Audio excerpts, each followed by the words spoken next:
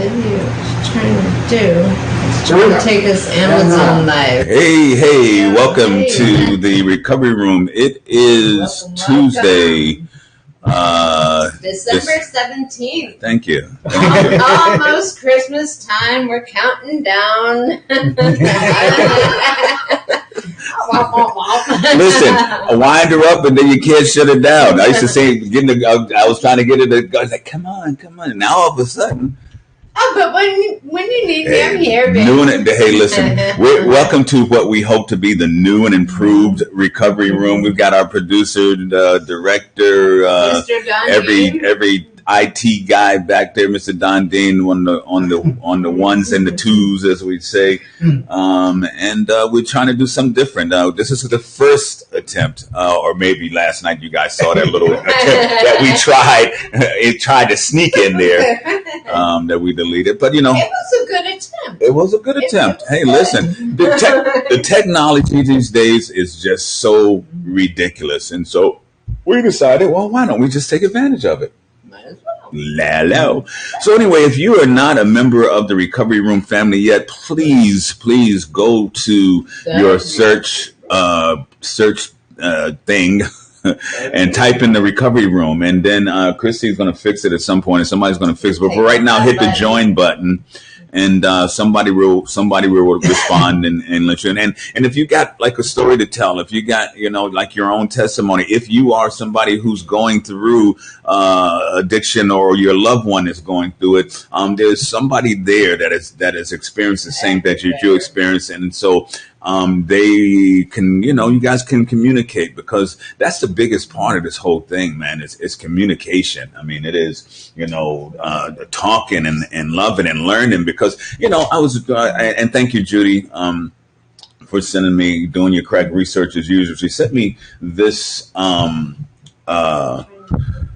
article about, and we talked about this, and I think that we'll go from this before we get into our topic.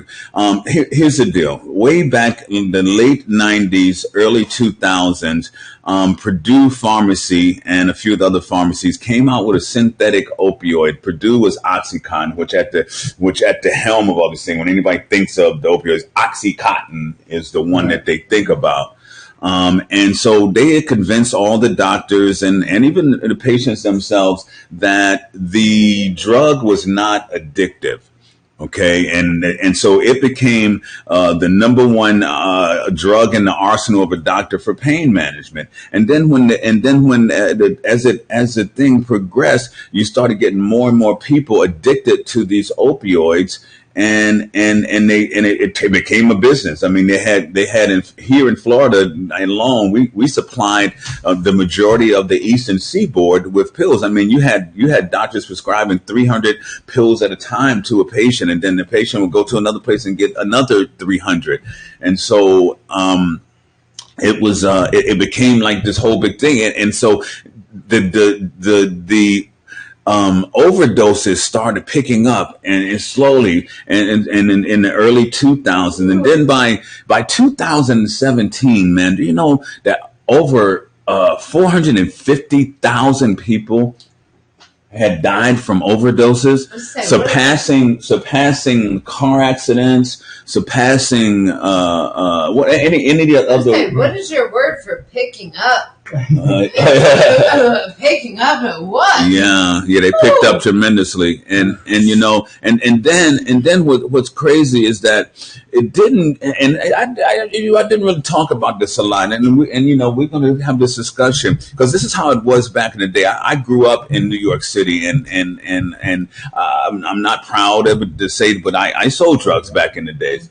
And so the reality of my particular situation is that when drugs, and in particular heroin or whatever, when that stuff hit the scenes, it was designated. You guys have seen the movie, The Godfather, and all that. The mafia determined, yes, we will get into certain families in the mafia. Yes, we'll get into the drug business as long as you keep it over there with the black people. Oh, sorry about the banging. It gets me saying, as long as you keep it in with the blacks.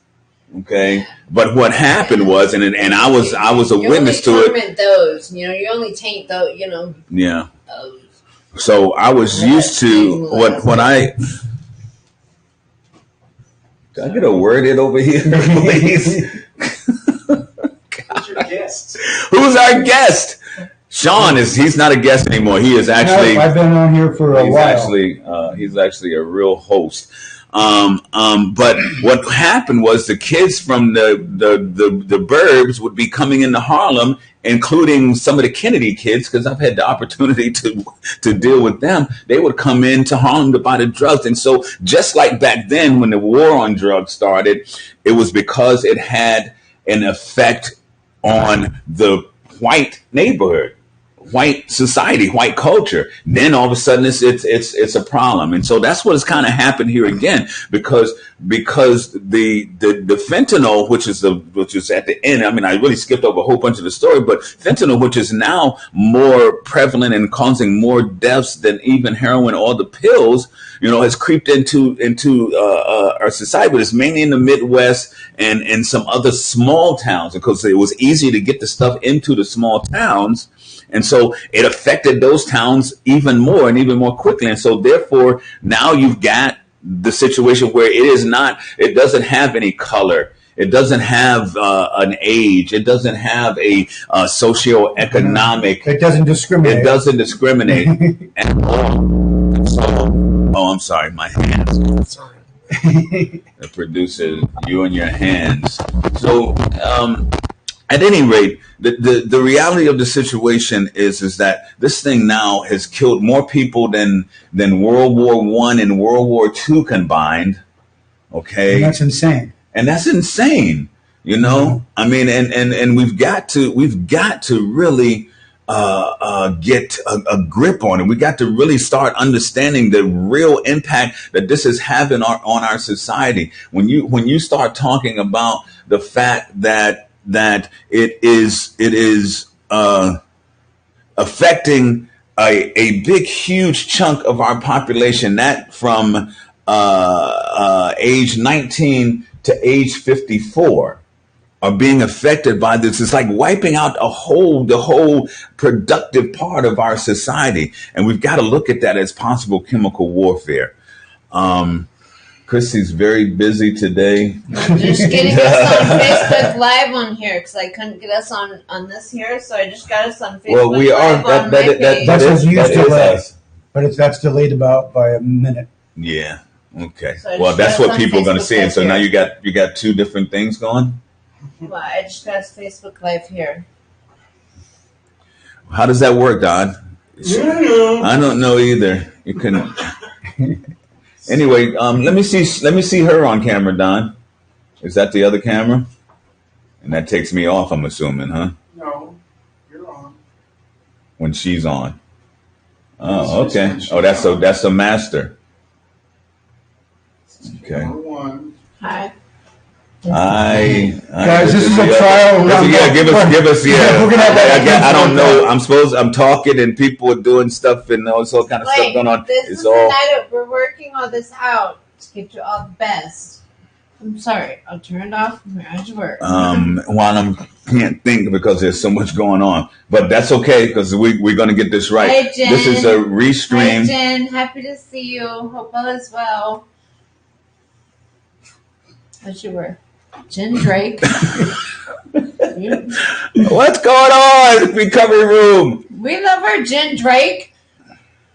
Okay. We love you, Jen. I hope you're seeing this feed over here as well. The main one. I don't know how it works. We're going to find out. We're going to find out if we got two different live feeds that happen, and that'd be awesome, I guess. But at any rate, our topic for today, now that I'm totally off my subject, our topic for today is committed.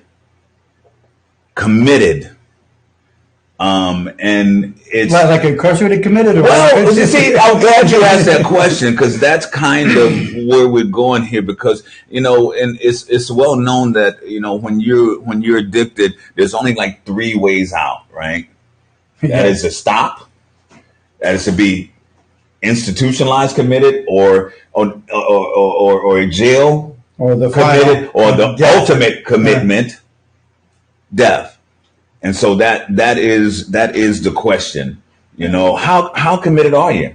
You forgot to read committed to actually doing the I right did. one. I said you either get off of it Yeah. doing the right thing, okay, or you get yourself institutionalized in either some kind of mental You're right, institution. you're wrong, or you're dead. Hello, Bottom line. you're right, you're wrong, and you're dead. Or yeah, One of the websites I was on, because I joined a couple different recovery groups just to see how they were doing their show, etc. And this one girl messaged me. She's like, "I've been clean and sober for almost a whole day." And at first I was like, "Well, that's not really a triumph." And then I thought about it some more, messenger back and forth. And I'm like, yeah, it is a triumph, because she said she would get up and every day it was like, how am I going to score? How am I going to get my next fix, etc. So, and I looked at it wrong. I was like, you only talk about a couple hours of being of stopping. yeah, but a couple of hours is It's a lifetime. It's a lifetime for somebody who's really jonesing. Chrissy, a on that, seconds. on that, could you just go and join like you were Jen or whatever on this, so that we can see comments from this thing? Because I don't see on here how we can see any comments. No, I just had like. Yeah, Yes. but you're doing all of this stuff, okay? Hi, Recovery Room family. So yes, committed. Are you? What is your level of committed? Because see, when you make a commitment, there are no excuses. There's no it's too hot, or the kids or something or another, or there's none of that. You're either in or you're out. That's the thing with commitment. There's no excuse, and that's a scary thing, for someone who's been living, let's call it, on the edge, been living, just day to day, and whatever happens, Right. What do you call that on a day-to-day on the edge? Jones and It's like Jones and it's on the verge, on the. God, it gets sad. It gets hard. It's a ticking time bomb, Yeah, it is. What's that bomb's name? You get that bastard a name. I mean, Yeah, could it have something cute? It's called addiction. It is what it is. It's called addiction. It is what it is. And it's a fight of your life. It really and is. It's an addiction. It really is. There you go. It's addiction. The fight of your life. It really is, and you got to fight. You got to be a warrior. You have to stand up. I mean, because that old saying, right? You either stand for something or you fall for anything. This is one of those times where you got to stand up. You got to make a commitment, and your commitment has got to be strong. And I know, and if it sounds like I'm saying that it's easy or going to be easy, that's certainly not it. It is that it's going to be really tough. But tough stuff is, that's what makes us. That's what gives us our character. That's what builds us. That's what makes us stronger. If it's tough. So, whoever came up with that phrase, that doesn't really make you stronger. Yeah, but they said, God won't give you any more than you can handle. Yeah, because if he does, you're dead.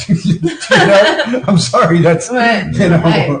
And what he gives you builds your character. Yeah. And he builds you because he built you. And he's going to give you what defines you. You have to have your faith in him, and that's what's going to build you. And that is what I believe in. Hey, and it works if you stay committed. If you stick with it, then there example after example of people who made the commitment, people who decided that it was the right thing to do and stuck with it, and now they're living productive lives. Our friend Barry, that we talk about so much, as a peer counselor at one of the well-known treatment facilities around here, has been sober 20 some odd years, and now is a peer counselor of the year in Florida. And this guy used to be out on meth at 2 a.m. in his yard with bright spotlights on, naked, gardening. Thankfully, I've seen you in spotlights in the headlights, but you had clothes on. Wait, that's not normal? Yeah, that's the question, right? You had me so scared that night. We drove. Oh, it was funny. It was some good times. Memories. So yeah, and so the reality is that you have the potential to straighten your life out, to become productive. Instead of being what they call a wandering generality, you can become a meaningful specific. You can do the things that you were innately born to do. All of us have some kind of gift, something that we do as good or better than everybody else on the planet. And so, when you then rediscover, when you make the commitment to get your life together, in the course of that, you rediscover what that thing is. And then once you get that passion and you get that fire for what moves you, then that becomes your focus, as opposed to daily chasing, what do they call it? Chasing that dragon. That becomes your focus. And so, I'm encouraging you guys, with everything I got to take that first step, make that first commitment, and guess what? Maybe the first time, or the second time, or even the 10th time, it doesn't necessarily take, let's call it, but don't give up, because I told you, Winston Churchill said that success in life and courage in life is going from failure to failure without losing enthusiasm. Okay. Going to failure without losing enthusiasm, without quitting. You may fall down, but you get back up. Face your fears. Yeah, fear, man. Fear is that main thing. Fear of changing, because once we've done something so long, it becomes, humans are creatures of habit, nature. Like when I go to church, whatever, I sit in the same seat every time. You know what I mean? And or whatever, when I leave and go to do something, there's a certain route that I like to go. We're kind of creatures of habit. You know what I mean? And so once you've done something a certain way, to make the necessary changes is always a really tough thing. But, that's what you got to do. You got to take the tough step. Courage is what it takes to stand up and speak, but courage is also what it takes to sit down and listen. And this is true. Absolutely true. And that's that whole subject again, right? It's like sometimes you got to learn how to listen. We're so busy talking, my daughter said to me, it's like, Daddy, she was a little girl. She said, Daddy, why you got 2 ears and 1 mouth? So that you can talk or listen twice as much as you talk. And you know what? You probably should tell her that right now. Oh, yeah. No true. offense, baby girl. Well, just it. And you can always learn something from somebody. You can go, whatever you do, don't do it that way. Yeah. As we've been talking about dreams, nourish your hopes, but do not overlook realities. Yeah. Because reality is always quite a concept. Strange. Depends which reality you're talking about. The one in my mind or the one We never know which one that is. Technicalities. And that's the beautiful part about the brain. We've been talking about this, and we got to talk about it every show. We talk about the 2190. And this is a behavior replacement system. It's not modification, because you don't need, when you're in the position that I was in, or when you find yourself in, when you've been addicted for a long time, you don't need to modify your behavior. you need to replace it. You got to just replace it with some new stuff. And guess what? It's really interesting because that new stuff becomes as good a high as the high that you've been seeking that whole time. Does. Or better, because there's no after effect, or except more of the same. There's not a hangover, or there's not a sickness or any of that kind of stuff. It's a high, and you go to sleep and you wake up. Your internal disk drive has been replaced. Yes. With this all new feel good, like sparks and just drives differently.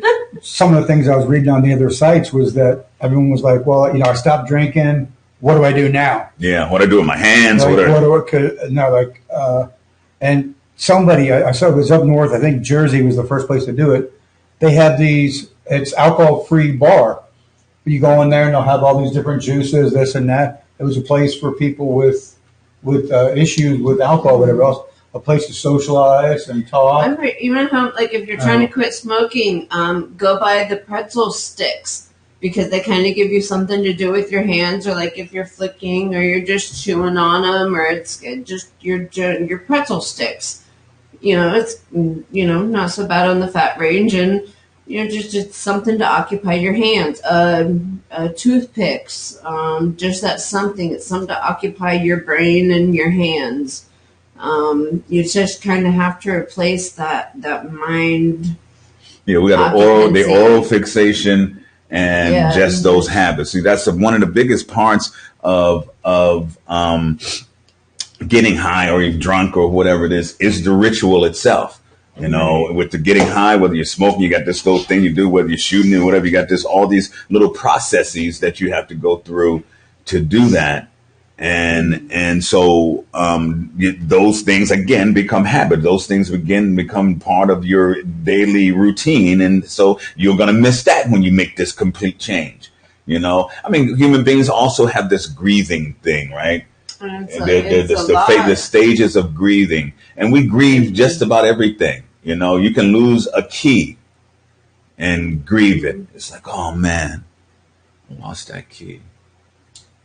And as intimate as you take the relationship you build with your addiction to your gambling or your alcohol or your any addiction of what you have, when you get up in the morning, it's what you tend to go resort to.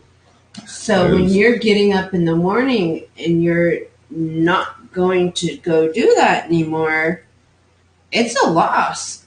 It's a void. It's different. What am I supposed to do right now? Yeah. So you have to figure out, hello. Well, what am I going to fill this with now? So my suggestion is something positive. And that would my be suggestion great. is something like if you got up in the morning and then you took a drink of alcohol, then now take a drink of water or orange juice or whatever it is. Replace it with something that's good for you, because that's the whole goal with this whole process, is to replace the bad with good. Right. Simple. Here we go again, right? Simple. Yeah. And that's the easiest way to do it. I always overcomplicate things. Where now instead, if you're not going to go bet on the dogs in the morning, go run on the treadmill in the morning, looking at your heart rate numbers and your whatever, and look at those numbers instead of your dog numbers. Maybe let that become a tricky brain thing, I don't know. It's however you can over-trick your mind and keep it going. Maybe it'll work. I don't know. Give it a shot. That's all you can do. I don't know. I used to have a business chocolate in my house, and I'm going back to my late 20s or early 20s, and I would start writing. I'm not poetic at all. Mm-hmm. I started writing all these poems and whatever else, and I'm like, what was going on in my head, But trying something different, just to break the habit. Yeah. And that's what it is. Go ahead. I'm sorry. Go ahead. Yeah. It says, one small positive thought in the morning can change your whole entire day. So that's why I used to start my day eating a bowl of chocolate ice cream, because I was having a bad day. There you go. That's all you With some need. Ben and Jerry's or whatever. So Judy, I noticed. I got a text from Judy says that the new live feed is pretty tough on the eyes. It's kind of jumpy and whatever. And so these are our tests, Judy. We're gonna have to go through these bumps and bruises and all that to get it to where it is right. I'm see. I put this and I was trying to connect it and stream from mine, but I have a absolute ton of mine on here. Hello all. We'll try to get you all connected in here. So just bear with us until we figure it out. We may have to use a different streaming system. And I'd like to let you know that we are also currently streaming live on YouTube. And I don't know if the feed is any better there. I'll check and see. I'll go to the YouTube thing and see if the feed is any better on YouTube. But So they just type in Terry Rhodes Recovery Room? Yeah. Or whatever? Okay. Yeah. There's the recovery room. Okay. So I'm going to go and try to get it on YouTube and see what it looks like. Or are you doing that over there? Are you responding? Yeah, You're I'm going busy to see over what there. I can do over. I don't even know how. I'll do it. You just keep doing what you're doing. But Hopefully, anyway, with Dawn getting everything set up over here, we're just going to be. We'll be Hollywood. Hey, listen. You know, it all starts somewhere. Hollywood here. Okay, it all starts somewhere. It is a step at a time. It's like every journey. It's like what we talk about with addiction. It's a step at a time. You don't get, like you said, you don't get to the Super Bowl normally your first year. You know, I guess it's happened. I don't know. We had to go look at that statistic, but or you don't get an Oscar with your first film. You know, you've had to have made some smaller films first and hone your skills and so forth. And so the same goes with addiction. You know, you got to take some little steps, a step at a time. And, and then once you do that, you know, you find yourself further up the road and then you can see further. You can see further down the road. And then it's just it's a continuing process. That's how it's done. You know, it's not, you don't get sober in just one day. And sometimes not the first attempt. Most times not the first attempt. Not. You know, that's something that we got to be realistic about.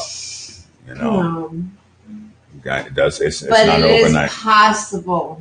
It is possible. I mean, you can say this and enough is enough, and I can't take no more. And I'm tired of hurting myself. I'm tired, and then you can say you're sick of being tired. Because don't want to do it anymore. You're tired. Before I forget, sorry for missing yesterday. I slept like 20 hours yesterday, so he was tired. I was tired. Tired. Yeah, your body kind of knows when it knows better than in your brain when you're tired and you need to rest. And so we gave you a big shout out yesterday. I didn't even know. I was just going to sit down for a second and woke up like 4.5 hours later. I don't know. Yeah. Yeah. But listen to your body. Your body's going to tell you something. If you're doing something, be it drinking or whatever else, and then you start throwing up violently, that's your body saying, yeah, that's a good, clear message. Stop it out. You know, just stop. Yeah. You guys trying to get it on Facebook? I'm getting ready to. Yeah, I'm getting ready to. I'm going to. Well, anybody got to quote anything? There's a lot of dead air here. Let me see. Well, I figured you always are with your stories, and yeah, but I'm trying to do this right now. There it is. I would love. Recovery Room is live on YouTube. Recovery Room is live on YouTube. Oh, it's a little bit better picture. It is better. Okay, so if you're listening on this from my page, you can now follow us on YouTube. You go to YouTube and type in The Recovery Room. Type in The Recovery Room, and you can follow The Recovery Room on us from there, which is normally from Terry T-Bone. The voice inside my head. Look on my page for it. I will post it all. Welcome to the live chat. All right. One publicly chat. Yeah, that's much better on there. I love Yeah, but seeing all of it's still you. going to require some work. Yeah.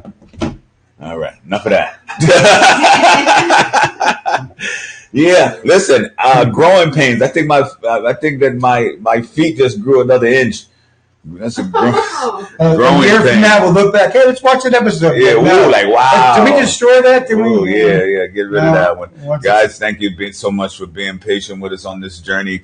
It's very interesting as I stop and think about the fact that coming up here in just a month, or two, we will be going on 2 years of doing this show, and that is it's an accomplishment. It's for me. And that's part of my recovery is consistency. I've never done anything.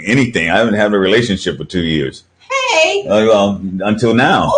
Oh. Until Do I now. get kudos for that? No. Until No? now. Well, congratulations, baby, on the recovery room. You Yeah. deserve an amazing your efforts and your work and the whole just heart and soul that you have put into the not even a project, because it's not a project when it's a journey that you've taken on.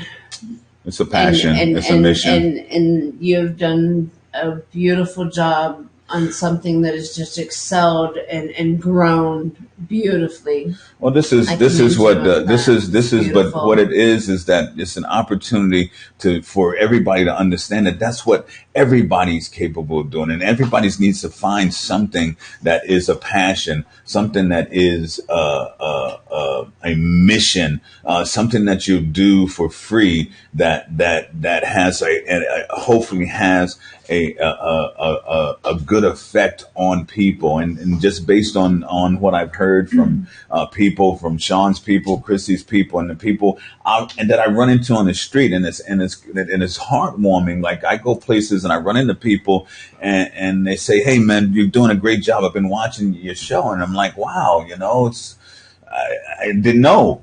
Because everybody's name doesn't pop up on the screen or whatever, I guess there's some people that watch it afterwards or whatever, but it's encouraging and people are watching, and then when you get those responses of somebody saying, "Man, thank you so much for what you're doing. That thing you said the other night kind of clicked in my head." And, I've been living just like Stevie String says last night. He said, "Dude, I've been doing the 2190.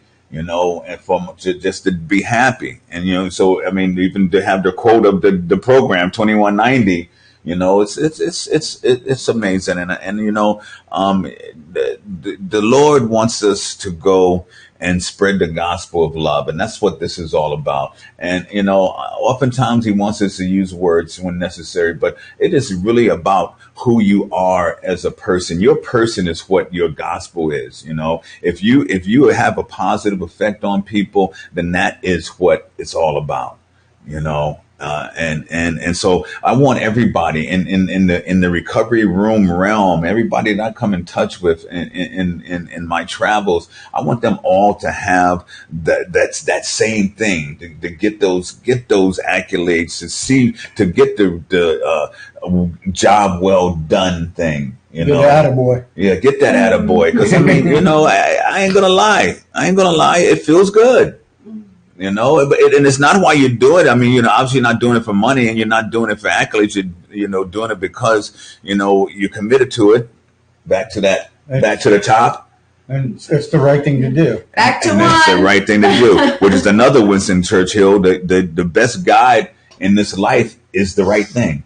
I mean, how simple is that, right?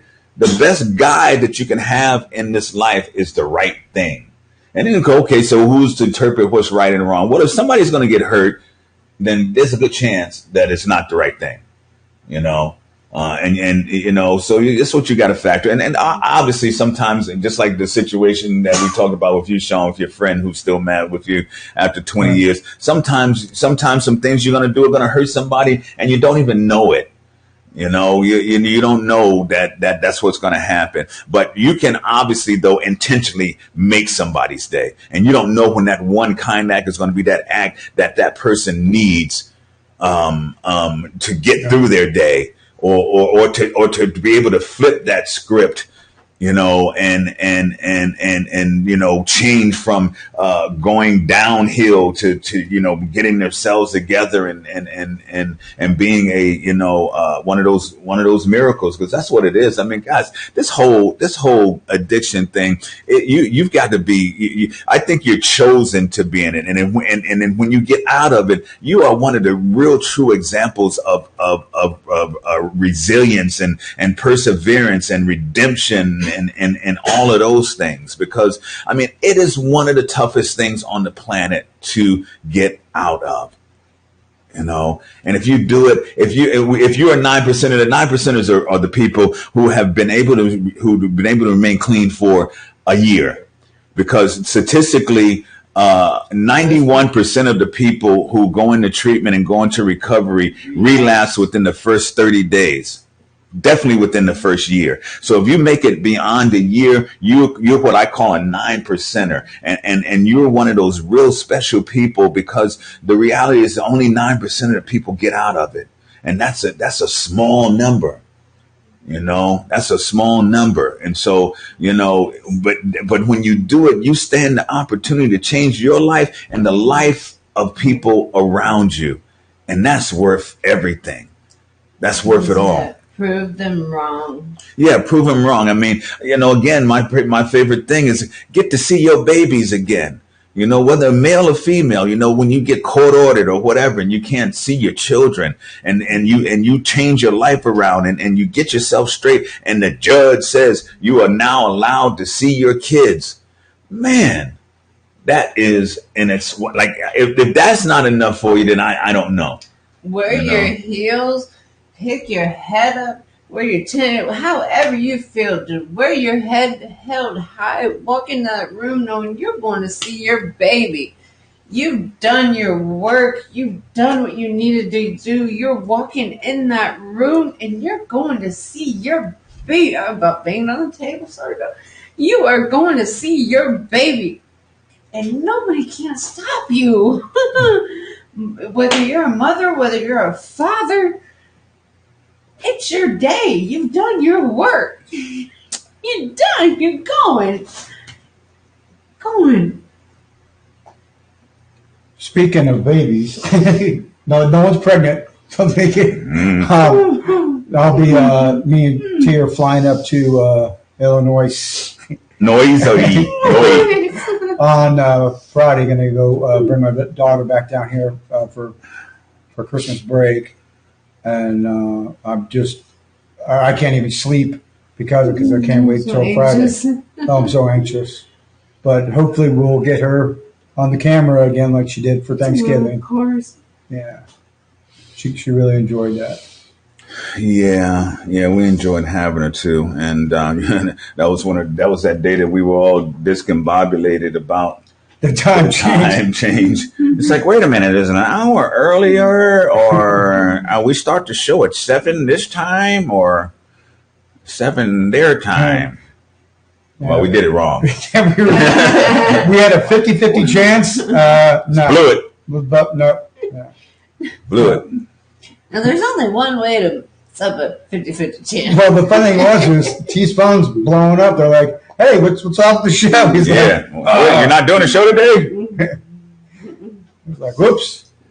So look forward to that. Look forward to going back up to Illinois in the 30-degree. No, I think the high was 28. Oh, great. Yeah. Oh, great. I got on the phone to check the itinerary today, and it said that our departing flight was canceled, and I freaked out. It was like, what is it, weather or whatever? Because we got a small window opportunity to get up there and get her and get back. And so my first thought was, you need to hop in the truck and start driving. And I thought, did that make any more sense?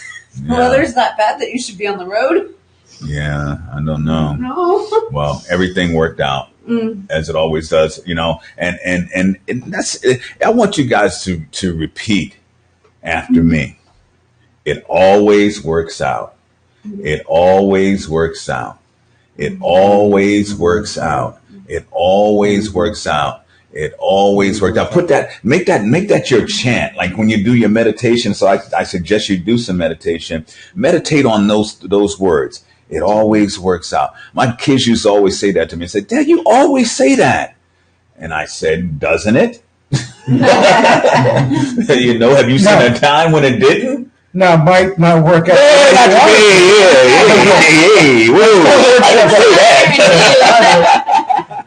I didn't say that it was going to be the way you wanted it. Hey, I found out I could fly 147 feet through the air when a car hits me. Yeah, and you're fine until that sudden stop. Yeah, that landed plane. Results not guaranteed. Yeah, But that flew. But it always works out. It always works out. I'm telling you guys, it always works out. If you've got breath in you, then it always works out. Human beings, man, we're some of the most resilient people. We're only people, but we're animals. Most resilient animals on the planet, man. And and we got to know that. We got to know that, again, whether it works out the way you wanted it to or not, it always works out. Something's gonna happen. Yeah. So Don, I'm encouraged by the fact that we are streaming, and I'm hoping that we're going to figure out how to get our stream clearer and whatever stronger. But thank you for all the work that you've done. You've been diligent, and we all really appreciate that. You can't see him, but he's back there. It's like the Wizard of Oz. It's Never mind. No. Yeah, but anyway, we truly appreciate all your Thank you, efforts, and we Don. know that it's just going to get gooder. Gooder? Get gooder. Yeah, get gooder. Get gooder. Gooder. You've been in Bradenton way too long, I've been man. braiding along. Talking that Yeah. Braden, Kentucky language. Yeah, I used to never even come to Bradenton. Anyway, especially when I had your truck. But before I moved down here, a friend of mine was born and raised in Bradenton and then went to Gainesville. And I said, well, what can you tell me about it down there? She goes, well, nobody really admits they live in Bradenton. They're going to say they live in Lakewood Ranch, or they live in Bayshore Gardens, or whatever. No one goes, oh, I live in Bradenton. Well, I haven't heard actually. You give us a little less headroom. And listen, we're getting the topic. You haven't heard what? I was going to say, most of the people I hear admit that they live in Bradenton. Because they're still here. When they leave, then people go, oh, where are you from? They go, Sarasota. Yeah, they do. Lakewood Ranch. Yeah. I know. Never mind. The comment I was going to say, I probably wouldn't want to say it. Probably wouldn't be too nice. Okay. Okay. Yeah, There you go. Welcome to live. There you go. Well, I'm glad you were able to have some restraint. And back to you. Weather. Yeah, it's cold up there. Yeah. Cold up there. It's beautiful here, though. It's beautiful here, without a doubt. Love it. Love the weather. It's a cool day. You know what? As I pack your bags for. You know what? You don't even need to pack one. 'Cause we go in there and turn around and coming right back. We take some undergarments and get back. Some wool. Yeah. So yeah, there's this guy, right, and he brings some work home because he had to get out early because he had to pick up his little son. They got that kind of relationship. Sean and Shannon have this love relationship, and so he picks the kid up, and he's got to get this assignment done that's due the next day, and so he's at his desk, and you know how kids are. They're like all this energy bouncing off the walls, full of wonder and all the questions in the world. Why is there air? Why is that red? Why? And obviously the father wants to be attentive to his son, but he's got to get this work done. So he reaches over, sees a magazine, and rips out a page out of the magazine that has a picture of a globe on it, and he tears it into little pieces. And grabs some Scotch tape and hands it to his son, because his son likes to do little puzzles and little arts and crafts and stuff. And he hands it to his son and says, "Son, go and put this back together. And by the time you get done, Daddy should just about be done with what he's got to do, and then we can go and should get some ice cream, shoot some hoops, whatever it is you want to do. And the son, yes, he is happy, goes down and he starts putting this little thing together, and he's over there and he's humming, and it's a happy little kid, and so dad's doing his work, and in 5 minutes, here comes the little boy back and has the whole thing put together, and it's put together like really nicely, and the father was in awe, and it's like, wow, that's amazing, son. How in the world did you put that picture of the world, that globe, together so quickly and so nicely? He said, well, Daddy, there was a picture. Well, I saw an ear, and I saw an eye, and an arm, and a leg, and then I just started to put the man together, and the world came together. Simple as that, guys. Yeah. I know, and when I say simple as that, I don't mean that it's simple. No. The thought process is simple. The action part of it is tough, because it's going to entail you making some changes in your life. It's going to entail you getting out of your comfort zone. It's going to tell you like stepping into the winner's circle. Michael Jordan is known probably as the best basketball player of all time, but I don't think he was. I know some basketball players on the streets of New York that bust Michael Jordan's butt, but he was the most committed. He had the most belief in his talents. He could see, he can envision winning the championships. He can envision making that last shot, and so that's what made him the most celebrated athlete, at least of all time. His winning attitude, his focus on his goal and achieving that consistently. You gotta work at it, guys. These guys that are making all of these big bucks in sports, they practice every day.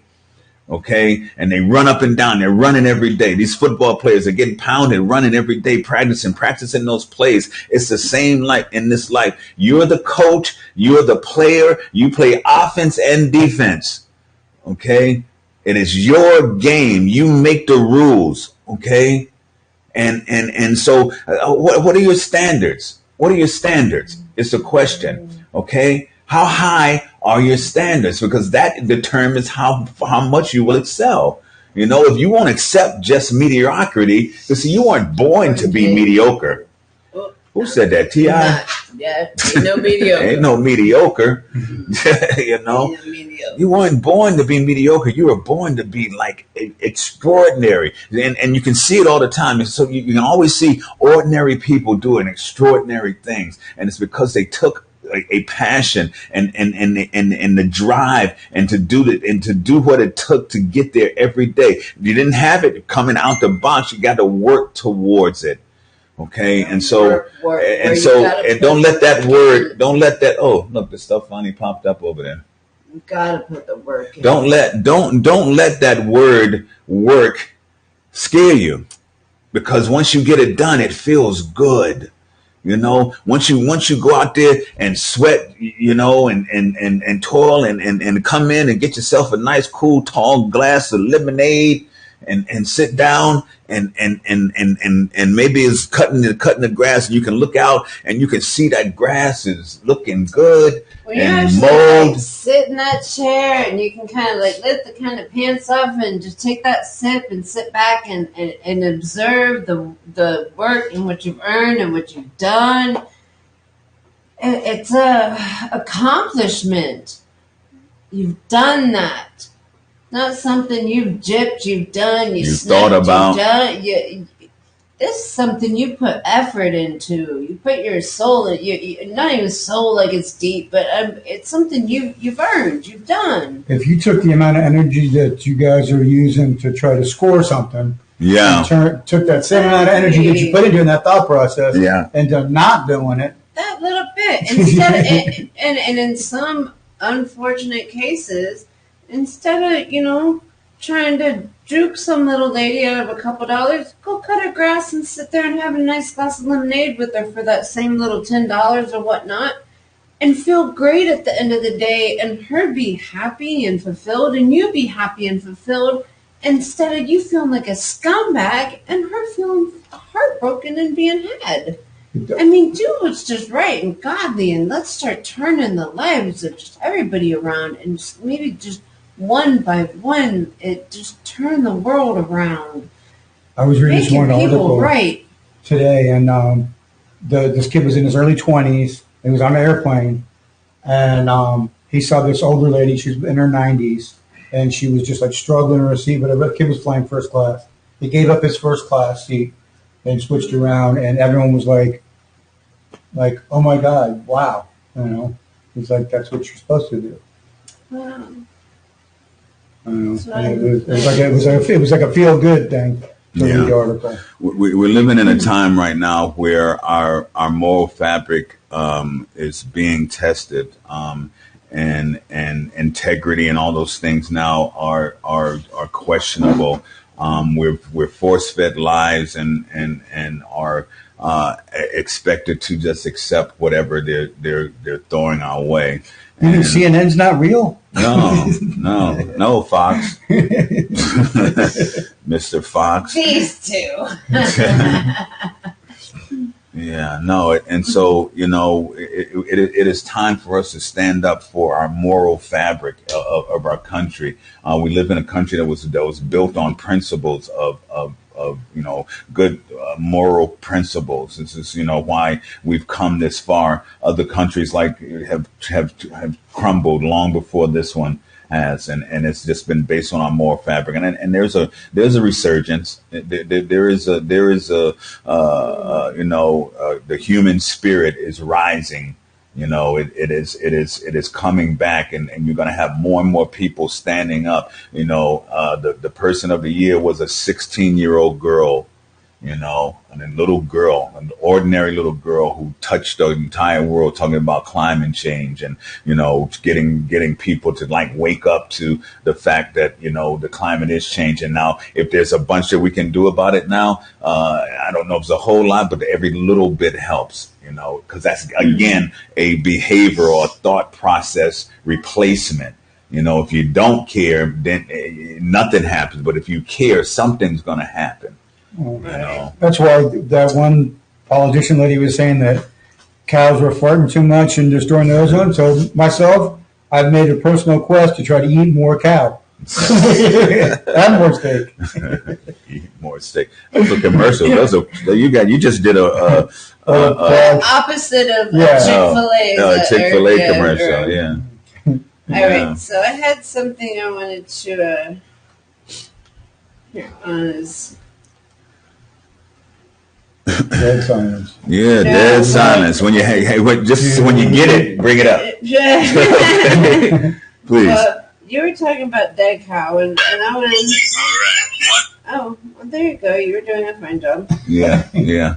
So guys. I mean, if we love you today, first of all, let us I have no idea where our cameras are. Yeah, everything. I don't know if we lost love you everywhere. The stream. No, something happened. It's still on there. I think it's just. Oh, it's just the screen is changed. Yeah. And success is sexy. Everyone, let's get out there and get successful. Yeah, success is extremely attractive, and that's what we got to do. We've got to make make it more attractive to young people. Because see, what we've got to talk a lot about is prevention. Because Grandma used to always say an ounce of prevention is worth a pound of cure. Okay, if a kid never starts using in the first place, they never have to worry about stopping, never have to worry about going into treatment, never have to worry about overdosing.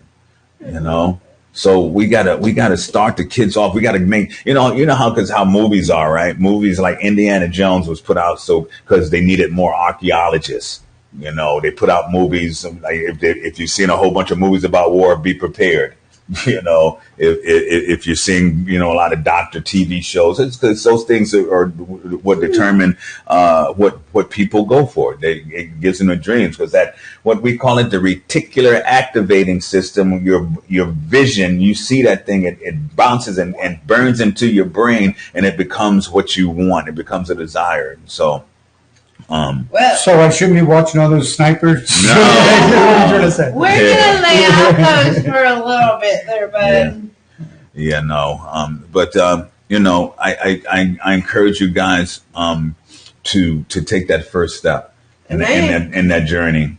I encourage someone to send me their recommendations on a photo sorting program because I just had something gone.